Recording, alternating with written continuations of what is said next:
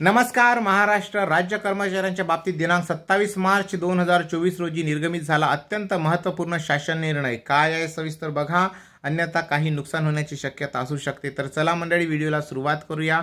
पटकन आला असाल तर लाईक करा, शेअर करा आणि चॅनलवर पहिल्यांदा असाल तर प्लीज सबस्क्राईब करा. विनंती आहे, कारण मोफत असते, पण अशा प्रकारच्या महत्त्वाच्या बातम्या तुम्हाला आपल्या चॅनलवरती मिळत राहतील. तर चला व्हिडिओला सुरुवात करूया.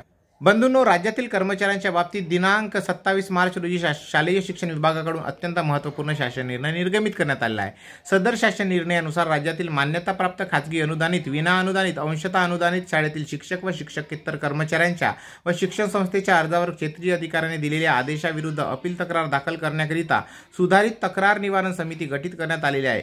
यामध्ये नमूद करण्यात आले आहे की राज्यातील शालेय शिक्षण विभागातील खाजगी अनुदानित, विनाअनुदानित, अंशतः अनुदानित शिक्षक व शिक्षकेतर कर्मचाऱ्यांच्या व शिक्षक संस्थांच्या अर्जावर क्षेत्रीय अधिकारी यांनी दिलेल्या आदेशाविरुद्ध अपील तक्रार दाखल करण्यासाठी पुढील प्रमाणे सुधारित तक्रार निवारण समिती अपीलीय प्राधिकरण गठीत करण्यात आली आहे.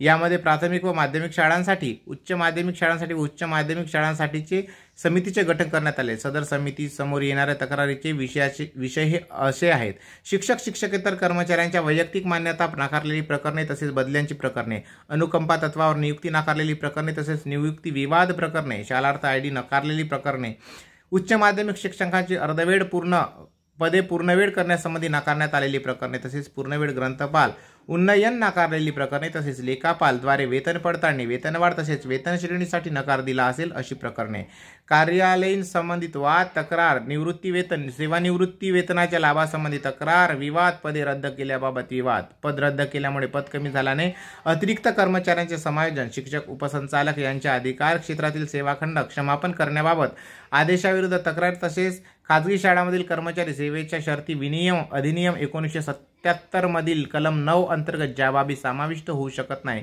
असे क्षेत्रीय अधिकारी यांनी दिलेल्या निर्णयाविरुद्धची प्रकरणे समाविष्ट असणार आहेत. या संदर्भात राज्य शासनाच्या शालेय शिक्षण विभागाकडून 27 मार्च 2024 रोजी निर्गमित करण्यात आलेला सविस्तर शासन निर्णय ची लिंक मी डिस्क्रिप्शन बॉक्समध्ये देतो, तुम्ही वाचू शकता. काही शंका असल्यास कमेंट्स करून नक्की लिहा आणि चॅनलवर पहिल्यांदा आला असेल तर प्लीज चॅनलला सबस्क्राईब करून बेल बटन दाबायला विसरू नका. अर्थात सबस्क्राईब केलंच असणार. धन्यवाद. जय महाराष्ट्र.